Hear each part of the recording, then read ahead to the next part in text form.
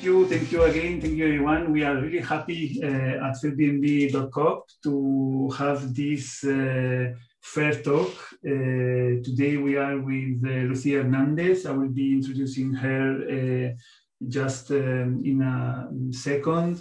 I want just to remember what is Fairbnb.coop and what is this fair talk. So Fairbnb is an alternative platform that is promoting something that we call community-powered tourism. So we propose a way to retake back the idea that tourism could be an opportunity, not a problem.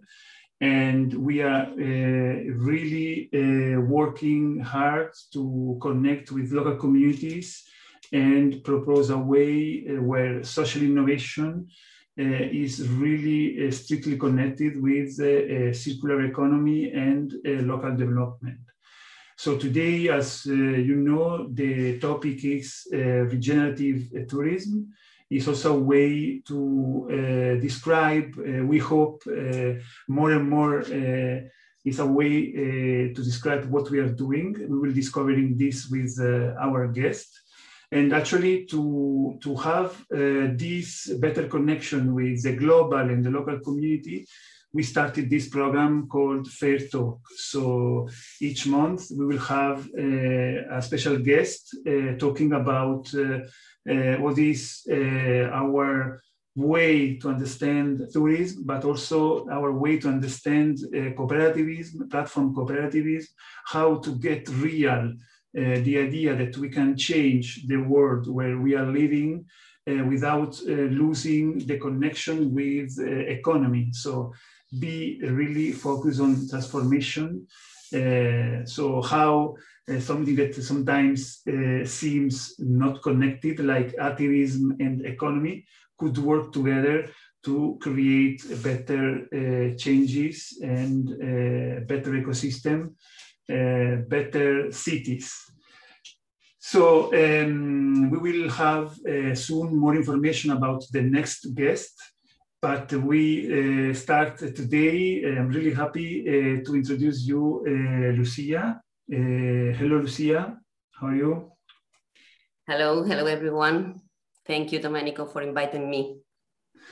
Thank you. Really, I appreciate a lot your time and the opportunity to start with this interesting topic because I really think this session will be interesting because your trajectory, your expertise is not only on regenerative tourism, but also on platform economy and collaborative economy, which is something that also is part of our identity.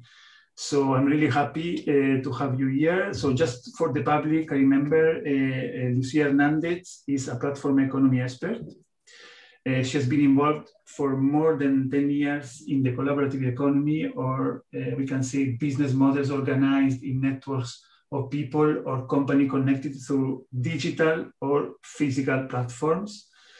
She is part of several international organizations and participates in global conversations about new forms of coordination that are conducive to life, therefore regenerative for all stakeholders, human and non-human. So thanks a lot to accept this invitation. I'll let you the stage now, Lucía. I remember to all the people that are joining the webinar, we will have in the second half of the hour time for comments. So as you have the privilege to assist live at this event, don't hesitate as well to post your comments and question on the chat so we can organize the conversation way better. And anyway, later, if you want, you will be also able to participate in the conversation live, as this is a webinar. So it's enough for me. Now, Lucía, it's your time. Thanks a lot. Thank you, thank you. So I'm going to share my screen.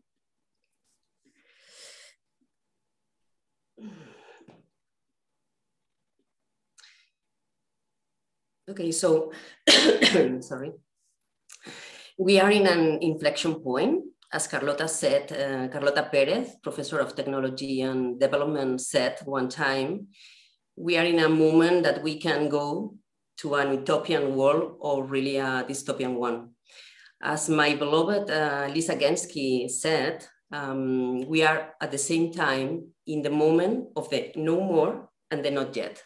So where everything is possible. Today, we are going to talk about an evolution of thinking that is in some way natural and organic, and that fits very well with our inner desire of really to do good and to take care of nature, of ourselves, living systems, and our peers. With love, compassion, and if everything matters. We didn't know how to live or how to deal with complex systems, because we learned in the school about all that everything could be compartmentalized to be better understood. And in fact, human mind tends to. Thanks God, there are some authors like Varela, like Maturana, Meadows, or Capra that brought another kind of thinking, an holistic one that is more about a system thinking. This kind of thinking also brought some kind of tools and technologies that allow us to coordinate networked and interdependent and distributed networks like platforms that allow people to coordinate or to exchange goods and services between peers in a direct relationship. And in some ways, they are owned or by a company, or they could be decentralized like platform cooperatives, in some cases supported by blockchain technologies mindset. I have been always interested in understanding how these tools and technologies could really generate a positive impact. I think that we never or nobody taught us how or what it means to be human. But in any case, what we need to ask ourselves is what is our role in this system? In the last 2 years, I have been involved, or I have been exploring the intersections between regenerative design and platform design, both under the umbrella of the system thinking. In any case, regeneration, what is adding is a higher layer that, that is the intention, the intention of regenerating. I would love to share this quote from Michel Bowens that he said that we are not in a time of change, that we are in a change of time. So welcome to this session of Regenerative Tourism. We live in a lively and complex dynamic system whose interconnected parts work together with a superior objective. Nature has its own laws in order to regenerate or to restore that allow it to learn, to evolve, or to restore, ensuring the sustainability of the entire ecosystem in a mutual and beneficial relationship. I would say that during centuries, Western culture has been dominated by this fragmented or mechanistic vision of the universe, as if everything operates under the umbrella of predictable and fixed laws of physics and chemistry, including matters and living systems. This vision, this Cartesian or mechanistic vision, is from which all systems or some systems has been designed, including sustainability. Has been practiced respond to this fragmented vision of fragmented or separated parts. In fact, sustainability that seeks to maintain or to sustain what already exists in order for the use of future generation is really responding to this vision, no? That, for example, the Sustainable Development Goals, no, are separated and in blocks. And so if we are not capable to really mix them, or to understand that one of them impact to the other would be very difficult really to manage or to deal with this complexity. In fact, we can separate garbage, we can for sure recycle plastic, we can reduce our CO2 emissions and everything, and for sure everything is welcome. But in any case, it seems that we are going in the same inappropriate direction. I don't know if you are familiar with this, this video from Fritjof Capra, The Earth of the Mother, but I think that is very interesting, but because what he says is that everything, I mean, everything, famine, wars, migrations, everything is related and interconnected and for sure interdependent. And none of them could be understood in an isolation way. So if one of them is getting worse, this impact in the rest of the system, amplifying the impact or diversifying, that for me is worse instead. The same if you do it in a positive way. If you have an interaction in a positive way, this could impact the rest of the ecosystem. That this is one of the, for sure, one of the principles of regenerative design, that this is nodal. So you can make an interaction in one point of the system and this impact in the rest of the system.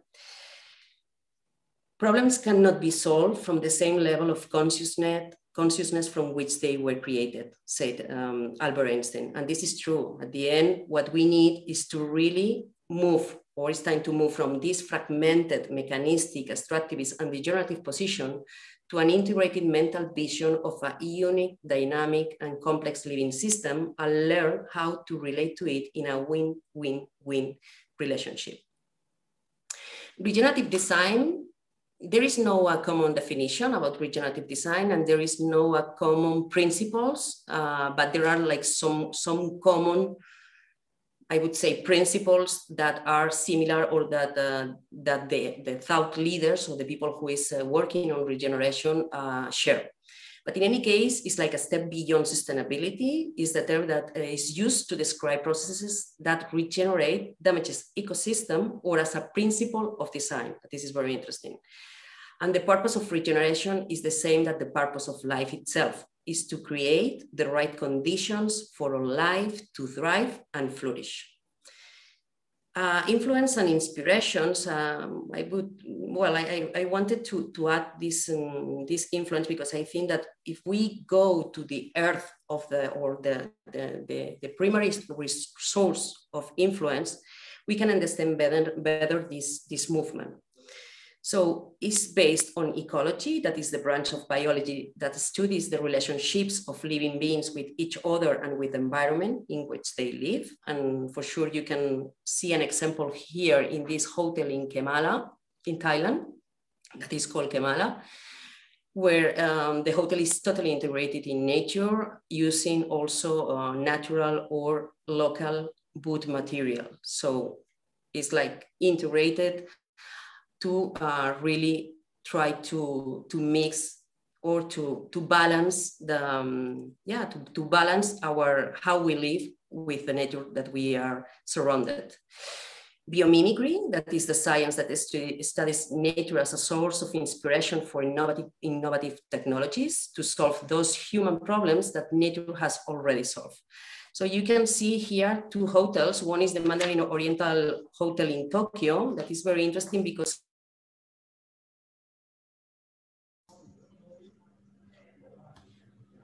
see, everything is okay? Okay, because I was like silenced. Okay, yes. So in this hotel, the Oriental is very interesting because it functions like a large living tree. And the second one on the right is the Ecos Hotel that through the open pores, they collect wind and solar energy. So I would say that, you know, that sometimes we see regeneration, or when I'm looking for examples of regeneration, what I find is basically very projects that are close to nature, or that are immersed in nature. But we can do the same, because at the end is the intention. I have the intention to regenerate ecosystems, to regenerate communities, to regenerate the soil, whatever. So you can apply these principles of regeneration everywhere, in cities for sure, and in the natural environment. And biophilic design that incorporates natural elements to reconnect the human being with nature and thus make them feel better. This is a hotel, the Hudson Hotel in New York, that is covered by this leaf canopy, welcoming guests with daylight, natural light, and with this greenery. So this is really what biophilic design means. It's happening in different fields. You can find examples for sure in architecture, in urbanism, in landscaping, in leadership for sure, because at the end, if we want to really transform how we relate with nature or to relearn how to relate with nature, we also need these regenerative leaders in business ecosystems and for sure, and of course in tourism. Some examples in tourism. So if we apply the same principles that we are applying in other fields, it's about that, no? It's about regenerate the cultural heritage and communities and degraded ecosystems. That in tourism, in some cases, is very strong or very heavy. So some examples of what is happening in regeneration related to some projects around the world. In travel agencies, you can find these G Adventures, that is a big corporation, and their motto is to change the world through traveling. One of their principles, some of their principles are these, no? They work in small groups, they are locally based guides, or they have locally based guides, and they work really for create a social innovation. So they use traveling in order to really generate a positive impact in their communities that they are based. Totonal, his motto is to let a regenerative footprint, that is very interesting also. In hotels, you can find this from Portiahar that at the end, I'm going to share with you some resources or some thought leaders that could be very interesting to find, to follow. But this is from Portiahar, that she's one of the inspirators and of the instigators of the regenerative movement. This Blue Apple Beach is in Cartagena, Colombia, and she's applying these principles of regeneration in everything that they do. So it's very interesting what they are doing in that sense. This, the Rewa Eco Lodge in Guyana, is very interesting because at the end, for example, through Guyana, there are several indigenous communities that own and operate their own eco village or eco lodges, little small hotels that welcome visitors. So the visitors contribute, or the economic income that they receive for welcoming visitors, they are at the same time using this money in order to, for sure, for the community, the people who is there, but also to preserve the area that they have, in order basically to take care of the geography of the conservation area that they are based or they are present. The other is Playa Viva, that is one of the, I would say, pioneers in this idea of regenerative resource or regenerative hotels. And it's also very interesting because they started, or they built or rebuilt the hotel based in a building that already exists. So it's not that they create something from scratch. So they have, or there were a place that it was a hotel. So what they did, it was to redesign in order to create the conditions to really be regenerative. It's also interesting, the principles that Playa Viva follow, that is about outdoor design, edible landscapes, building materials used from locally harvested wood, design elements from local artisans, waste materials that they use in the permaculture farm, a series of principles that help them in order to be regenerative and to, basically to pioneering this idea of that you can do good, or you can work for social innovation. You can help others in order to do it. In fact, one of the founders of Playa Viva is the person that created a webpage, I would say, that is called Regenerative Travel, that they released 1 month ago, more or less, and interesting principles in order to share with others, with other resources, other hotels.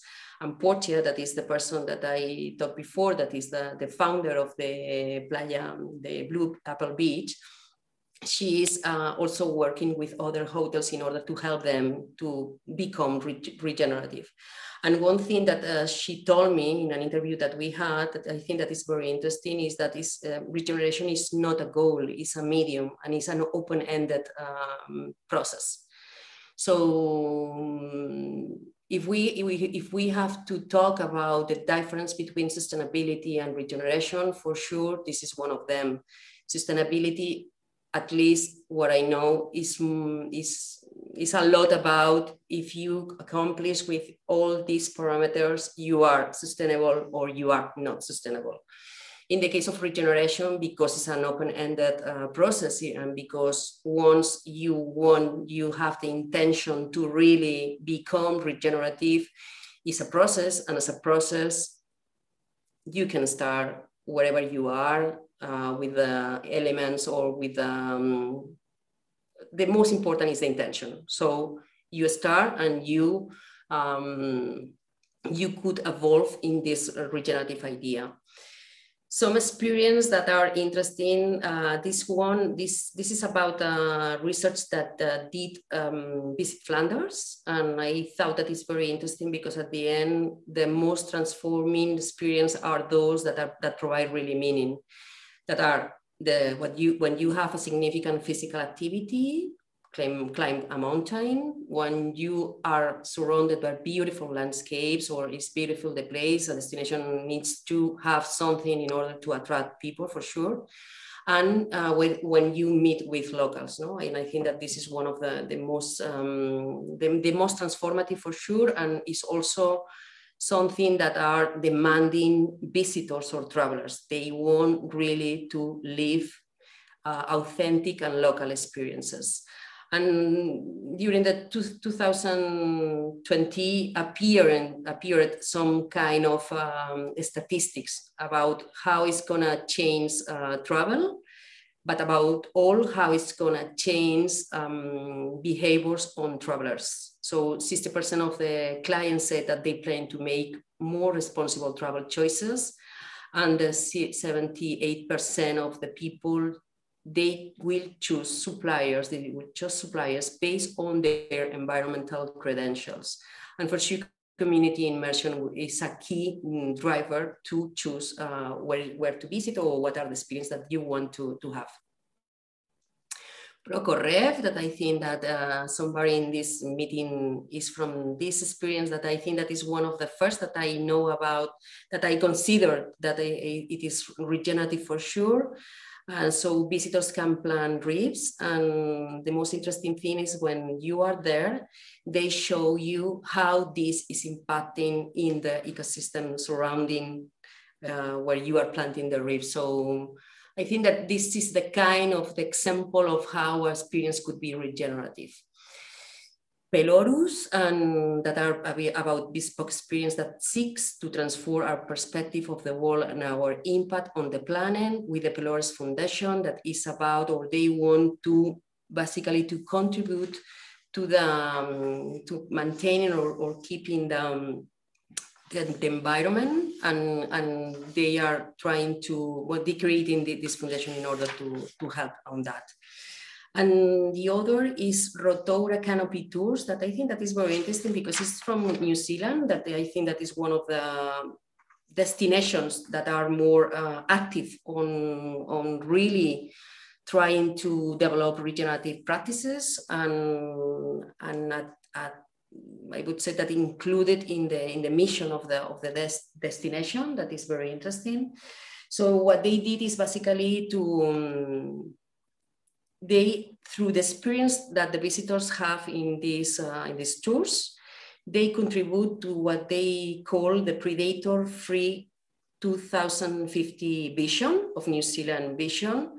So every time that someone goes on a zip line or walks through the canopy, they are contributing to this predator-free New Zealand vision and actually restoring the native forest to its previous habitat. So this kind of, would say, this kind of experience or this kind of projects are the ones that are really creating a difference between what we thought it has to be traveling or tourism and what it has to be the next paradigm on traveling.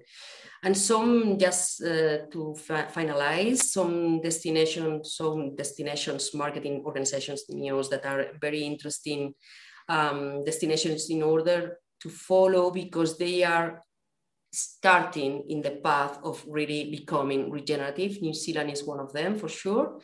Visit Flanders with Travel to Tomorrow, that they were talking about regeneration, I would say, I don't know, but I think that it was more or less 2 or 3 years ago. Australia, for sure, and Slovenia with some green schemes of Slovenian tourism. So yeah, I think that it's time to make us new questions, the right questions, and for sure it's time to regenerate. Regeneration is instantaneous, but the steps leading to it are often gradual, and none of them can be skipped. And I love this quote, because it's really this open-ended process that when you enter, and when you integrate the principles or the mindset of regeneration, for sure you can see regeneration everywhere. And one thing that I wanted to mention before finishing is about this quote from James Courier, that is network effects thought leader, that I love it, and I wanted to share it because I am part of this organization that is Wisher, and I am also part of other organization that is Mandarin, that has this methodology that is called Platform Design Toolkit, and we are in the paradigm of the open source content creation. So I love this quote from James Courier, this tweet that said that people think that because we live in a digital age, everyone has equal access to information. But this isn't really true. In a world of superabundant information, knowing what to pay attention to is the hard part. And our networks are the best knowledge curation filters. So it's because of that I wanted to share with you, because if you are interested in regeneration in general or in regenerative tourism, you need to follow all these people that are leading the path, that are creating a lot of very interesting content, and also leading labs or leading workshops or leading some kind of content, I would say, related to regeneration. So thank you. Thank you, Lucia. Really interesting. So now it's time for questions. So I remember all of you that are here in the webinar. You can raise your hand, and we will give you the opportunity to make a question. Would be useful, I remember, if you can post also your question on chat. So while you are preparing your question, I have some comment some comment and question for you, Lucia. So I think as I introduced you, your work on platform approach and tourism is really, really interesting. So I would love if you could maybe share some more thoughts about what is now the status quo, let's say, because it's something that is emergent we can say, between tourism and platform approach. If you can share maybe some more talks. And then I have to say that the last quote was really interesting. I really loved. And I would love if you can share your thoughts about how we can avoid this feeling anytime we learn something new, that is something that will be using and maybe trend for a while, and then we will pass to another buzzword or other, approach. And I really love this idea of the need to think of the transition. So any step is useful to achieve something better. So yeah, while this is just an excuse to give time to the participants to think about more comments and questions. And now you can share more thoughts about what I suggested. For sure. So about tourism and platforms. So you know, I come from the collaborative economy without that the collaborative economy or sharing economy really without that really it was really a movement in order to change things and how we coordinate value, how we exchange value between peers, and so on. So, as would say that as every movement,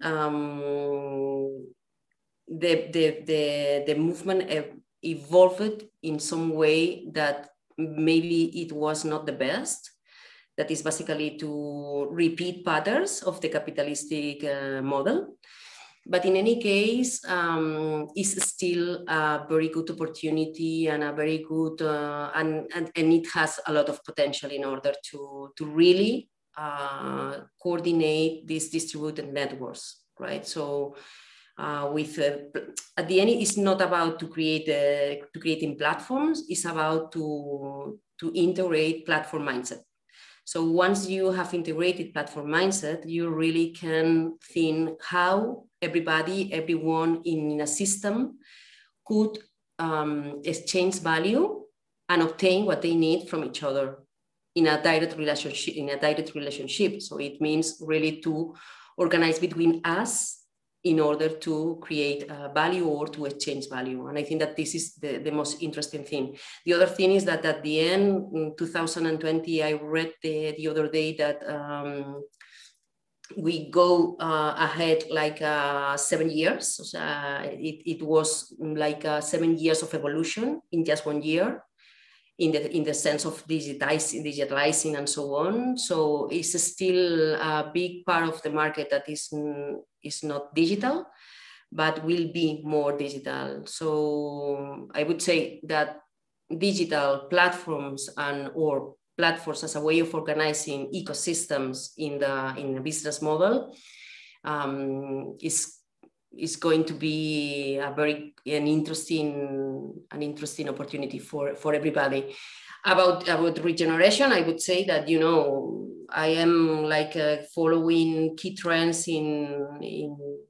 about all in tourism, but also for sure in platforms. And regeneration is an evolution. I really believe that this idea that we learned that everything is fragmented. The school, you know, if you see the lectures, if you see how do we learn, basically it was like split, it was separated, no, maths, literature, whatever. So medicine, the same. No, we followed this fragmented vision. And we are in this new way of thinking in a more holistic way that everything is interconnected, everything is interdependent. So, and at the same time are appearing new tools and technologies that are allowing these distributed networks to operate, like blockchain mindset. So it's an evolution that is going not to stop. and is growing a lot, and it will evolve very rapidly. Thanks, Lucia. We have now questions, so I will let Veronica to make the first question. Then I have Isabel and Yuke. So Veronica.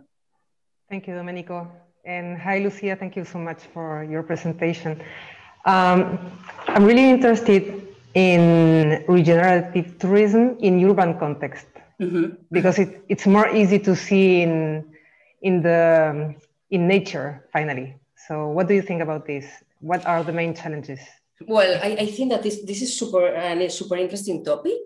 I would say that, for example, in the case of the Eco Village, they are trying to, because we are talking about this, well, how do you say, not micro regions, but at the end, if you can really develop a regenerative project in a city, because it's novel, could really impact all the surroundings. So there is this co-working space in Barcelona that is called Nest.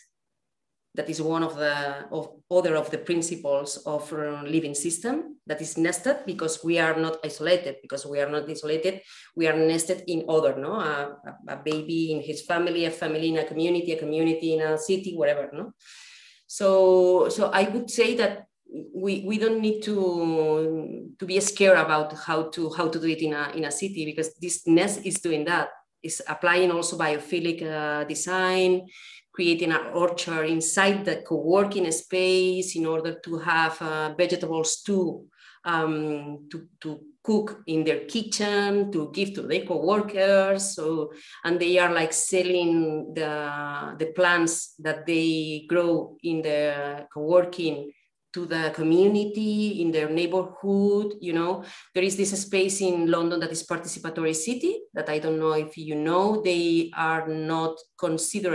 don't consider themselves a platform, a formal platform, but has all the elements to be a platform. And they are regenerating to the level of community in a way that is incredible. It's super interesting, this project, if you are interested on that. I was thinking, Lucia, because I think we can have more and more projects like that in urban area. The challenge is, and we from Fairbnb, we are on it a lot, actually how travelers could, connect with this process. Mm-hmm. So this is the big challenge, because and for us, it's interesting to understand how we could, be regenerative ourselves as a platform, but also in a way how we could promote these processes when actually the dynamic is not something that is happening itself in a territory, in a place, but is also connected with the movement that itself is something that contaminates and creates. Yeah. Pollination. Yeah. Yeah, I would say I love it. One comment from Timberland, that is leading the path in fashion, in regenerative fashion, and that it was very interesting because they are like doing a lot of research on how to create nature-based solutions in order to build their fashion, whatever their shoes and so on. And he said something like, we are like putting in the market this kind of new thinking of new whatever products. And so, because we know that they are interested in this kind of products, but when they are not, or we think that they are not, what we do is to push. That is like the opposite. If you think from a market perspective or from a business perspective, right? But the case is what they do is basically to push. It means for them to teach to their buyers that there are other possibilities, other ways of doing things. So I think that is a question of that. So we you know, I love this quote about, or this sentence about, nobody taught us what it means to be humans. Yes. So we really need to understand what are the steps that we need in order to really regenerate our relation with nature, with living systems. Yeah, when you say that, it seems really simple, but we know that it's not, not at all simple. So I will ask Isabel, if you are there. She has a question for you. Isabel? Hello, yes, I have a question. Hi. First of all, also thank you from my side for the presentation. What you just said, I think it's interesting talking about educating people, educating customers about the need, but also the way how you can be a little bit more regenerative in your daily habit, in your daily life. One problem that I see with sustainable tourism and regenerative tourism is, however, the way how companies sometimes take a benefit out of it without really wanting to be sustainable, without really having the values of a sustainable or regenerative company. So how would you help customers? What would you suggest to customers to do in order to really find out if a company is regeneratively inspired or really wants to do something to be a regenerative, hard word, tourism company, for example?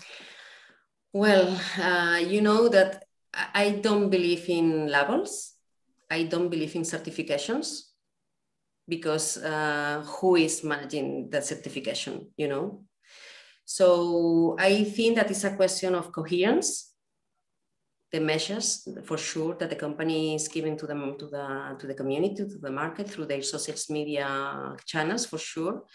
And the other is the experience. Maybe you can fail or you can be grown one time, but you are not going to repeat.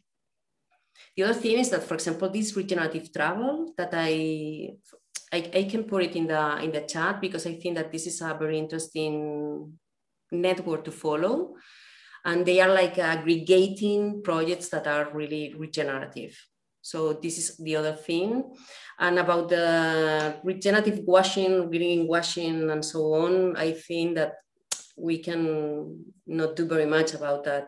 So, but really, one of the things that it impacted me talking with Portia, it was that she said me that when people really have a regenerative experience, they don't want to go back. They don't want to have a traditional or a normal one, you know? So yeah, it's about coherence. Yes.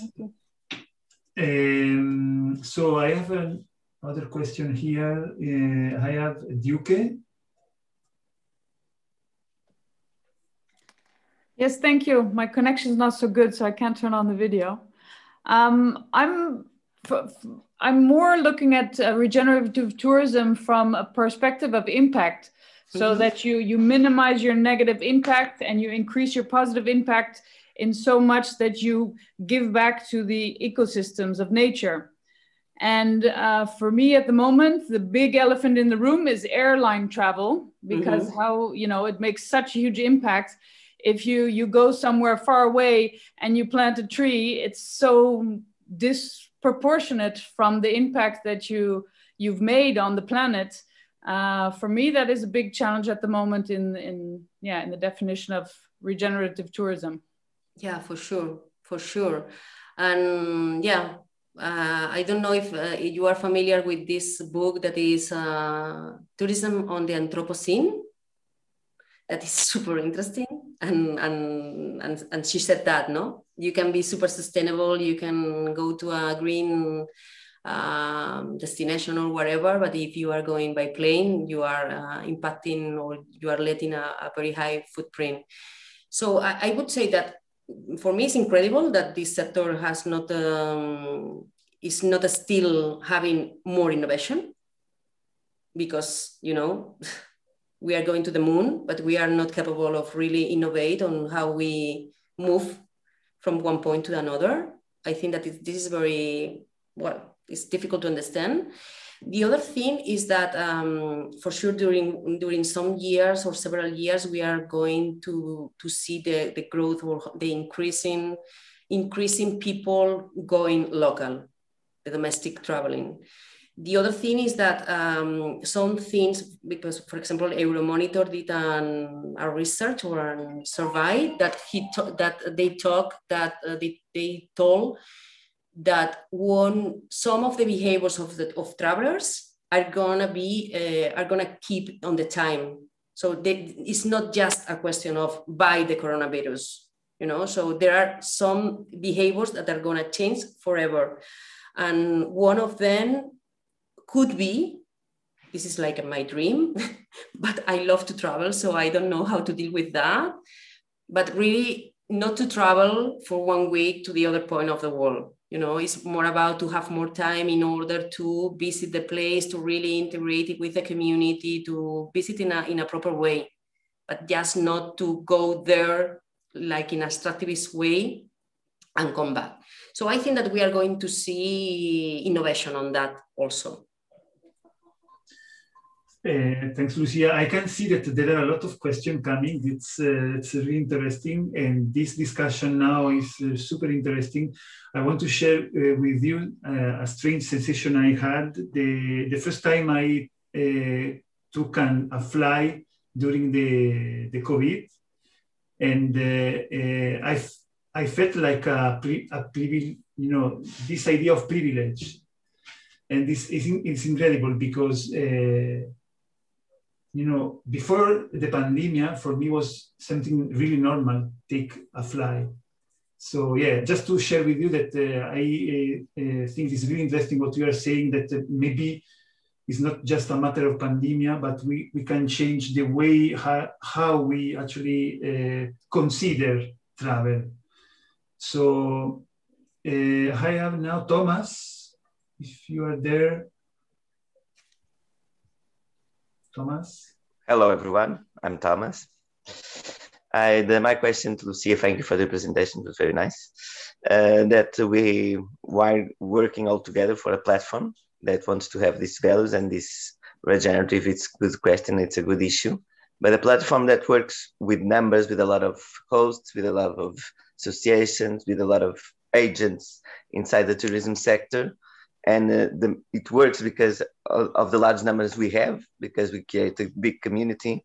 How this cannot be also contrary, because we were speaking about regenerative, small groups, small thing locals, because when you work with numbers, it's also brings more people, brings more airplanes, more things, and we work with numbers. We are a platform that wins commission for the associations, for the locals, for the number of people who win a small percentage.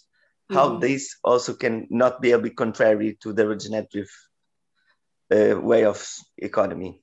Yeah, so platform, the good thing that they have is that they distribute the benefits between all the participants. If you are a platform cooperative, more than that, right? So the other thing is that at the end, because it's distributed, is also impacting in the same place where it's happening. So if you are getting or you are taking minimum percent in order to keep the platform, that is normal, I think that the thing is to think how I can help all the people that are participating in this ecosystem to really evolve, to thrive. So if you are doing that with coherence, with not damaging the ecosystem for sure and the community that's involved, platform is just a way to organize.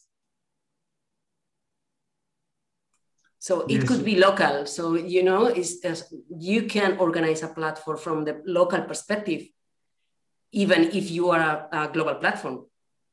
How is impacting in each of the territories that is operating? Those are the questions that you have to ask to yourself. Okay, thank you. Yes, thanks, Thomas. Actually, Thomas is one of our ambassadors, Lucia. So we are developing this model, to have for each destination, each territory, really, the people there trying to, answer your your question. So we are now in the process, and I guess we will have more way to address this regenerative approach. So it's time now for Jan. And yes, I'm here. Can you hear me? Yes. Yeah. Okay, fine. Hi, Lucia. Thanks for the presentation. Indeed, I was wondering. I'm very into, let's say, sustainability. I'm locally also working in a climate change groups and so on.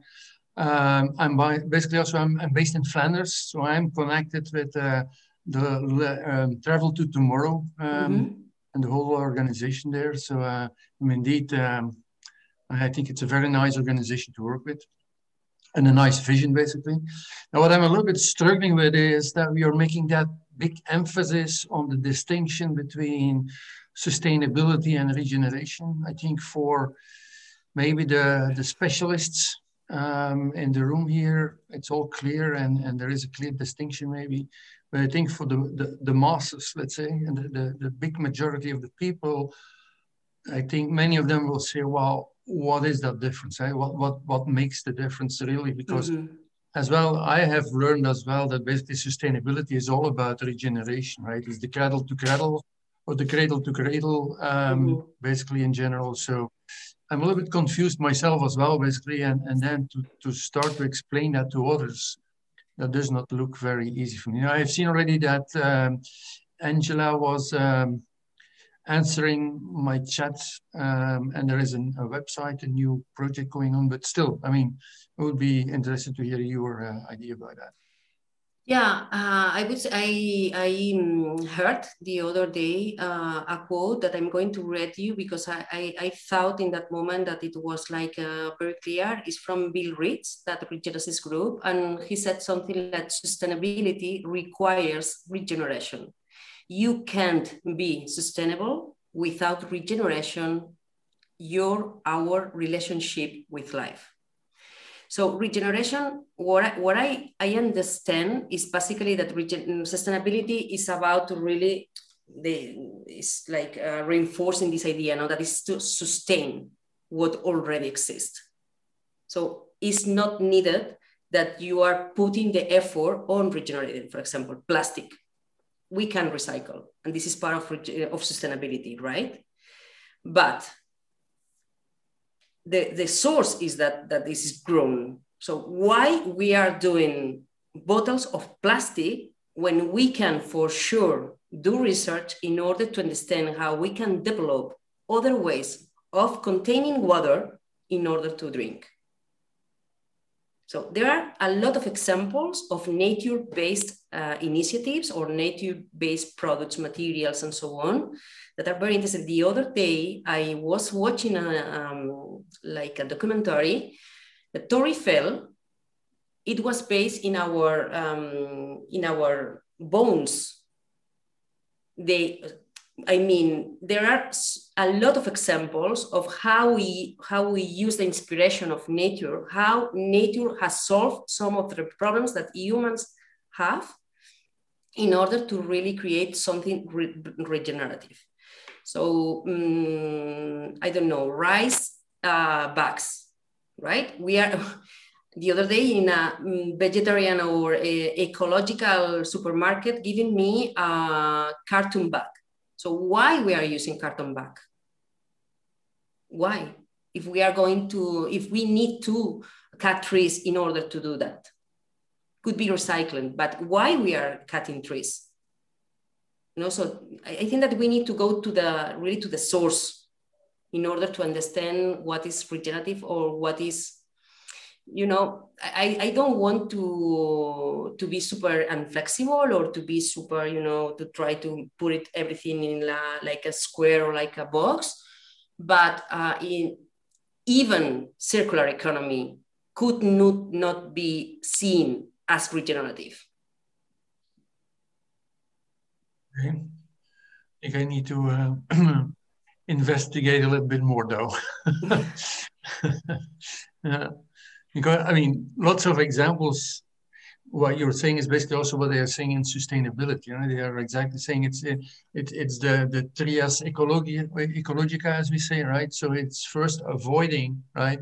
If you cannot avoid, use the most ecological way of doing it, and then if that is even not possible, then use it in the best way, let's say, right? So I see that exactly the same, and indeed trying to regenerate and reuse and indeed the circular way of thinking.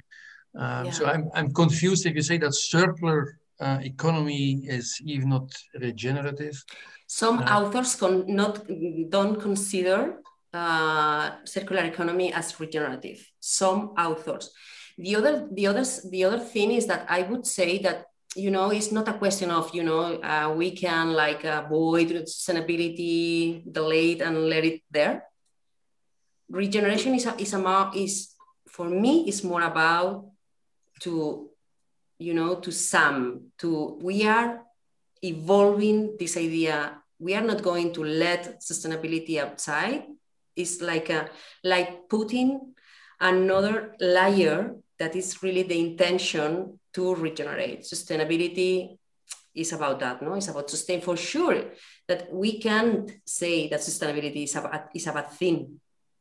Sustainability is a good thing. Mm-hmm. Just that the regeneration is like adding, for me, a higher layer.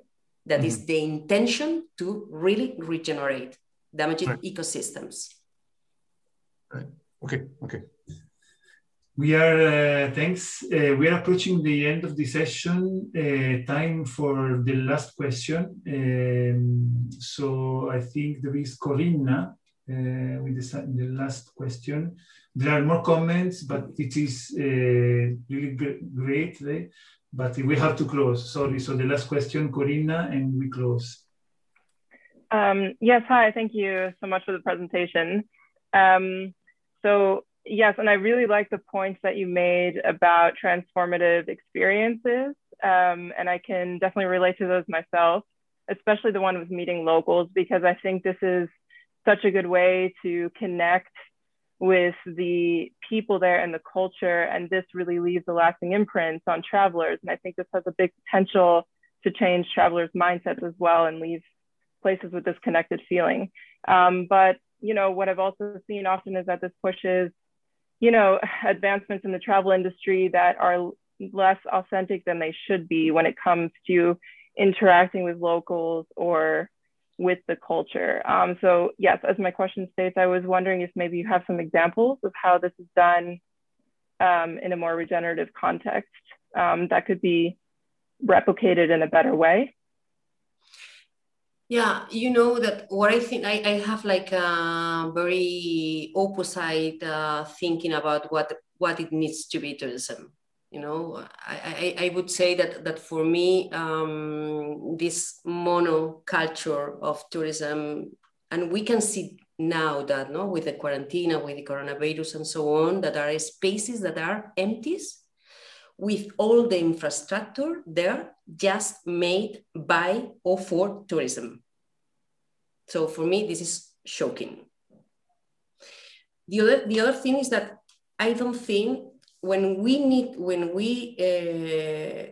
the need of working with communities, what we need to develop another way of thinking is about what this place, because regenerative tourism is based on place, right? It's place-based when you design about a regenerative project experience or whatever. So the thing is, if we are capable really to give them or to empower or to create the right conditions for communities, for places in order to flourish, to do what they know to do, you know, to go to their inner desires of doing the things that they want to do in the place that they live. So if you are capable of doing that, what you are doing is basically to give them, because they have the potential to do it, to create new things or new ways of generating incomes, that it has not to be related directly with tourism. An artisan could be an artisan. In Venice, there is a very interesting network that is like aggregating authentic, or people from Venice that are in the artisans, that they live there, that they are from there, you know, so they are empowering, giving visibility to this kind of artisans or projects or whatever. So I think that is more about that. If you are really creating the conditions for them to thrive, to evolve, you are also, if they can flourish as a community, they were more able to welcome visitors that come to their place. But it has not to be the opposite, you know, create. Yeah. There is like in platform design, we say that basically, because we design for relationships, because platform design is about relationships. So because we design for relationships, we are not designing for isolation. When you design just thinking about the tourist, you are thinking about just the tourist, and you are losing the perspective of the community that is around. So you are designing for isolation.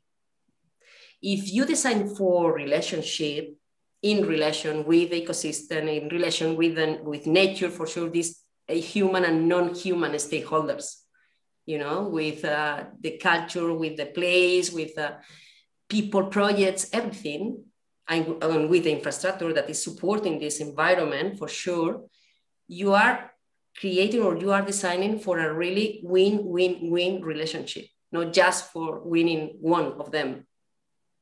So I think that this is the difference of really creating just projects, just thinking about tourism or travelers or whatever, because, you know, I don't know, I think that it's gonna change a lot. What does it mean to be a traveler? What does it mean to be a tourist? When before the pandemic, we were used to travel 1 month per year, and now we are traveling more, and we are spending more time in places where we are traveling or working, or we are tourists, and you know, and we are this how someone call it, these temporary citizens. So yeah, I think that is gonna change. That makes sense. Yeah, and it's essentially, to me, I assume the difference between, experiencing a flourishing community as a you know, a person walking through and seeing how it works and just interacting with people naturally versus attending tourist attractions, which to me, I've seen replicate kind of the zoo environment, with very one-sided instead of an equal exchange. So exactly. Yeah, it's very interesting. Thank you. You're welcome. Exciting end, I would say. So this is, maybe we could have an entire session discussing, you know, how we can understand this idea to travel. In the chat is amazing what is happening now, really interesting, the conversation. We have to close, but I have the final request, both for you, Lucía, and for all the participants. So at Fairbnb, our tradition is to having a final, you know, a salutation with a gesture. So I'm asking to all the participants to open their camera, and so we can take a final picture or together, because we want to, in a way, create even in digital sphere a more human feeling. So let's see each other and having this final picture. And I'm asking you, Lucía, what gesture we should do to close the session. You know, for a picture, you know, with hand, with the. Don't ask me that. Don't ask me that, because if not, for me, it's like that. You know, this is the wisher. This is the wisher picture that we need to do. Let's do that. So it's to have another lens in order to see the things. So please switch on the camera. Who is going to take the picture? We have here we need at least one hand to take the screenshot. So who has 3 hands, please? I'm gonna do without. Oh. Thanks, Emanuele. Come on, 1, 2, 3. Let's go. Yeah. Super. So thanks a lot. Really interesting. So we will continue with more session, more guests. Actually, here we have a lot of people also already engaged with Fairbnb at any level. So thanks to all of you, and thanks to all the people that came and connected with us for the first time. We will be posting this recorded session with the information. You will be asking for references. We will be really accurate and post it in the YouTube recorded version. And we will be also informing for the next guest. Just follow us in our social media channels, and see you next month. Bye. Bye. Thank you, Thank everybody. you.